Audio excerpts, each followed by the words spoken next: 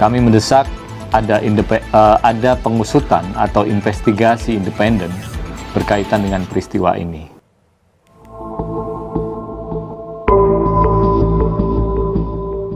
Penghentian program latihan dasar kemiliteran bagi calon manajer Koperasi Desa Merah Putih diambil sebagai salah satu evaluasi pasca insiden meninggalnya 5 peserta calon manajer Kopdes.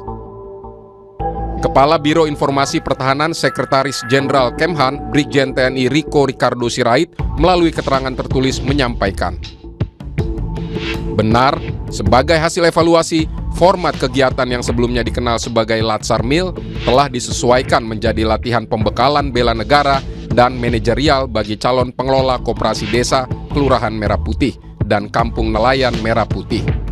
Dorongan untuk menghentikan program latihan dasar militer ini sebelumnya datang dari berbagai kalangan.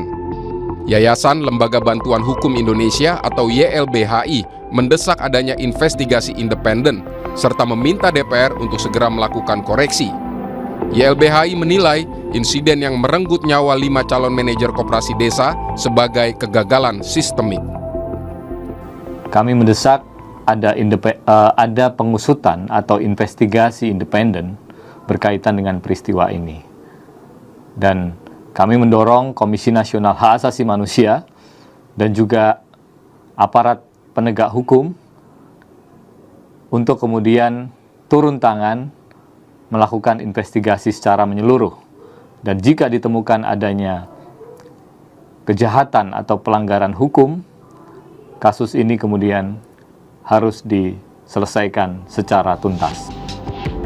Anggota Komisi 1 DPR RI fraksi PDI Perjuangan Maijen TNI Purnawirawan Tubagus Hasanuddin membeberkan biaya latihan dasar militer yang bisa mencapai 30 juta rupiah per orang. Ia menambahkan, jika komponen militer dihapus, maka pemerintah justru akan lebih efisien.